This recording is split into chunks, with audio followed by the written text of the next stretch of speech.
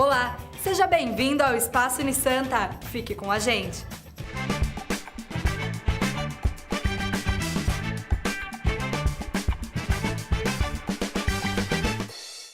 Hoje você vai ver a segunda parte da entrevista com Eduardo Rajabali. O professor e documentarista falou sobre sua carreira, sobre os prêmios que já ganhou e sobre o mercado de trabalho. Confira!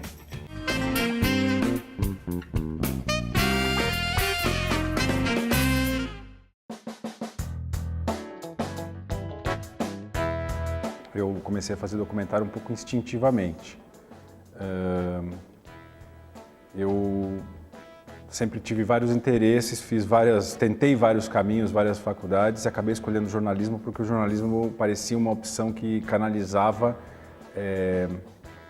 os meus interesses. Uma forma de eu poder escrever sobre vários assuntos que me interessam, como música, como artes, como filosofia, esportes, enfim, cultura, né? O jornalismo parecia que ia me dar essa condição de falar sobre esses diversos assuntos. E na teoria parecia interessante, mas na prática, para mim, isso não foi tão... Eu não me senti tão satisfeito assim no jornalismo convencional, digamos assim, que é o jornalismo do cotidiano, de você produzir informação, notícias, pegar esse conteúdo e transformar ele dar uma forma para ele de rápida absorção. Tudo que eu acabava fazendo acabava sendo mais longo, tendia a ser um pouco mais aprofundado e eu comecei a ficar um pouco insatisfeito com o que eu estava fazendo, que era esse jornalismo que a gente considera o jornalismo diário. E aí, então foi uma tendência meio que natural em mim sair desse tipo de trabalho e ir para um outro tipo que aos poucos eu fui descobrindo que era documentário. No caso do filme da Amazônia, que chama A Última Floresta, esse filme ele está sendo produzido há 4 anos. Entre pesquisa, é um tema gigante. Quando você começa a estudar, você percebe que você não sabe absolutamente nada, que a maioria das pessoas que falam sobre isso também não sabem e que muitas vezes as pessoas que vivem na Amazônia não são ouvidas. Todo mundo fala sobre a Amazônia é 60% do Brasil e poucas pessoas aqui no Sudeste, no litoral do Brasil, conhecem a Amazônia. No entanto, ela é mais da metade do nosso país. E tem gente dos Estados Unidos, da Europa, do próprio Brasil, dizendo inúmeras coisas sobre a Amazônia. Mas existem cientistas na Amazônia, existem pessoas que vivem lá, né? E como é que eles enxergam o papel da Amazônia, né, pela história conturbada que essa região teve no passado e tem hoje? Existem quase 25 milhões de pessoas vivendo na Amazônia. É muita gente mesmo, que não dá para você achar que é uma pequena população ribeirinha, não. Existem metrópoles no meio da floresta, né? A maior parte dessa gente vive em cidades, então dizer que a Amazônia é uma floresta vazia também é uma estupidez, né? Porque existem milhares ou centenas de cidades na Amazônia. Então, muitas verdades que eu achava que eram verdades absolutas sobre a Amazônia, o meu próprio trabalho foi derrubando uma por uma. Então, isso é uma das forças do trabalho, do filme que a gente está fazendo. Esse foi um trabalho que a gente fez aqui na universidade, porque era uma parceria da universidade com o Instituto Arte no DIC, e o Instituto tinha ganhado um prêmio em dinheiro para realizar um curta-metragem com as pessoas, as crianças, os jovens que faziam parte do trabalho deles lá no DIC da Vila Gilda. Mas eram jovens que não tinham muito contato com câmera, com linguagem audiovisual, não sabiam muito bem ainda como se virar e o que eles iriam fazer com esse prêmio, esse dinheiro. E aí eu entrei para ajudar e para mostrar para eles um pouco quais as possibilidades que a gente podia, o que a gente podia tirar dessa chance, dessa oportunidade de fazer algum trabalho interessante. No final das contas, eu acabei fazendo um documentário sobre o documentário deles. Que eu achei tão interessante, 3 garotos vivendo naquela realidade, terem a chance de ter uma câmera e poder falar um pouco sobre a sua própria vida e de onde eles vieram, que eu peguei uma outra câmera e fiz um documentário sobre o documentário deles. E eu acho que essa fusão de a gente entender a vida deles, só que não pelo documentário deles, mas com uma outra câmera olhando de fora, isso acabou sendo interessante. Para mim foi interessante fazer foi um trabalho rápido. Eu fiz um fim de semana e foi divertido de fazer.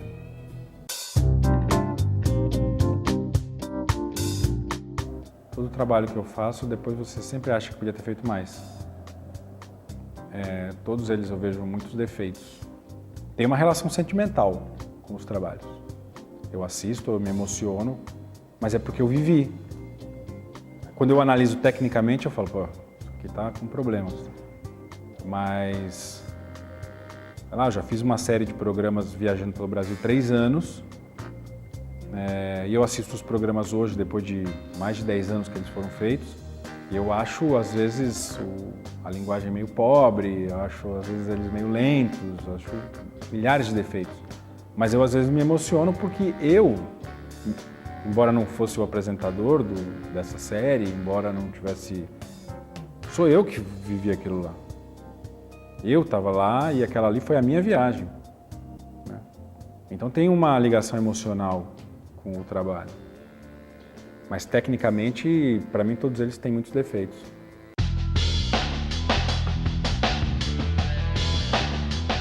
Como profissão, como modo de ganhar dinheiro e ganhar vida e fazer uma carreira nisso, eu acho que é um mercado tão competitivo quanto qualquer outro.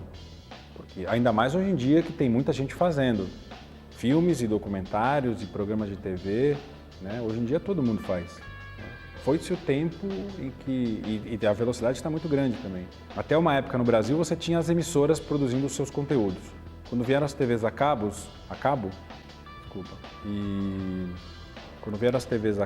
e quando começou a ficar um pouco caro para os canais de televisão produzirem toda a sua grade de conteúdo, começou-se a terceirizar. Produtoras que até então faziam comerciais começaram a produzir conteúdo para a TV. Poucas produtoras. Em 10, 15 anos, tem centenas de produtoras fazendo todo tipo de conteúdo audiovisual, né, que a gente chama hoje em dia de produção de conteúdo, né, para televisão, para o cinema, documentários. Né, com a vantagem que o documentário ele pode passar na TV também. É mais difícil, mas ele pode ir para o cinema, pode passar na TV, pode virar um DVD. No momento estou terminando uma série para um canal da HBO sobre crimes passionais, são assuntos muito diversos, né? Um filme sobre a Amazônia, um filme sobre o Flamengo, futebol, né? Alguns documentários para uma empresa de exploração de petróleo, muito técnicos. Então, você tem às vezes que lidar com assuntos muito diferentes e com equipes diferentes simultaneamente. Isso deixa a gente um pouco louco às vezes. E, ao mesmo tempo, você tem que prever o que você vai fazer no que vem, quando esses trabalhos terminarem. Então, é meio uma roda viva, né? Enquanto você está, às vezes, filmando você está finalizando o que você já fez, você está escrevendo o projeto do próximo, né? Para as coisas, idealmente, irem se sucedendo e você poder estar sempre trabalhando. Está sempre com projetos à frente. O semestre está acabando e os alunos da universidade já podem fazer suas rematrículas para o ano que vem. E também já estão abertas as transferências para alunos da Unisanta e de alunos de outras universidades. Converso agora com a secretária acadêmica Josi de Sá. Josi, explica para a gente qual é o procedimento dos alunos de outras universidades. De outras universidades que queiram fazer a transferência aqui para a Unisanta, eles vêm com a documentação, que é somente para análise em primeiro momento, né, o histórico escolar e os planos de ensino. A entrada é pelo nosso protocolo geral, né, o telefone do protocolo para qualquer dúvida é o 3202-7103. E lembramos que os alunos transferidos na mensalidade de fevereiro, eles obtêm 25% de desconto. Nesse momento também nós temos as transferências internas. São os nossos alunos que já estudam aqui, mas por alguma dificuldade não se adaptaram ao curso, então eles podem optar por um outro curso dentro do leque, né, de cursos de graduação da Unisanta. E o aluno nosso aqui que já estudou na Unisanta, que já tem um curso superior, optando em fazer um segundo curso superior, esse nosso aluno obtém 20% de desconto nas mensalidades. E não podemos esquecer dos veteranos. Os veteranos estão realizando a sua matrícula diretamente no site da Unisanta, né, dentro do portal. E colocamos os laboratórios aqui de informática da Unisanta à disposição desse aluno para facilitar com maior comodidade, porque a impressão do contrato e o resto é tudo online. Obrigada pelas informações e para os alunos realizarem as rematrículas é só acessar o site www.unisanta.br. Daiane Zanelato para o Espaço Unisanta.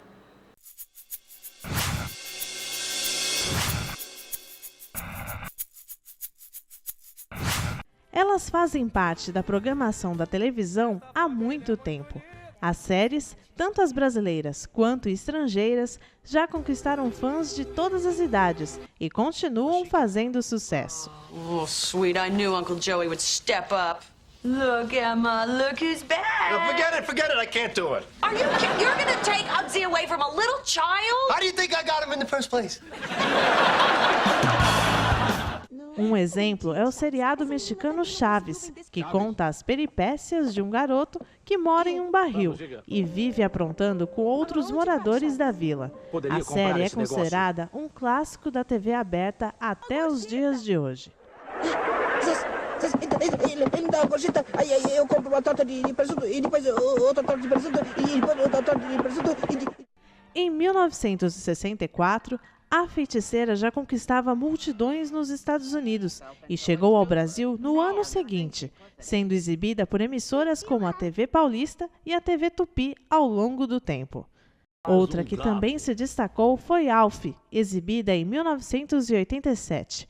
A série norte-americana fazia uma paródia do filme ET de Steven Spielberg.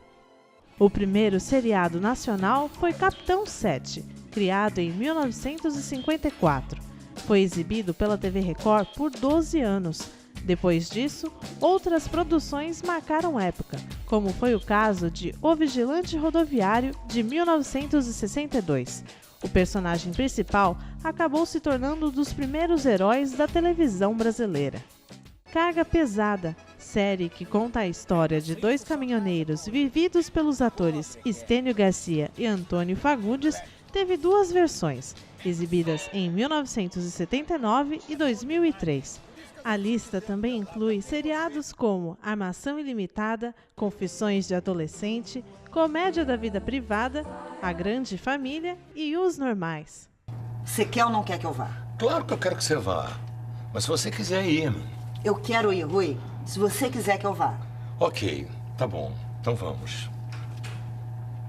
Você quer ir realmente? Ah, sim. A televisão teve espaço também para as chamadas minisséries, onde se destacaram Hilda Furacão, A Muralha, Os Maias, Presença de Anitta e A Casa das 7 Mulheres.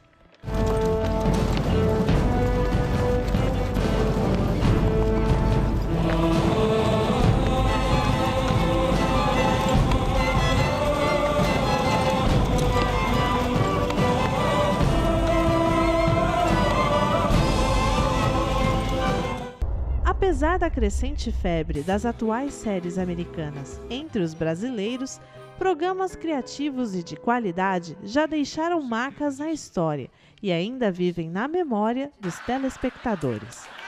Vamos com calma que eu só queria fazer uma surpresa. Ah, não seja Hipócrates! O pior cego é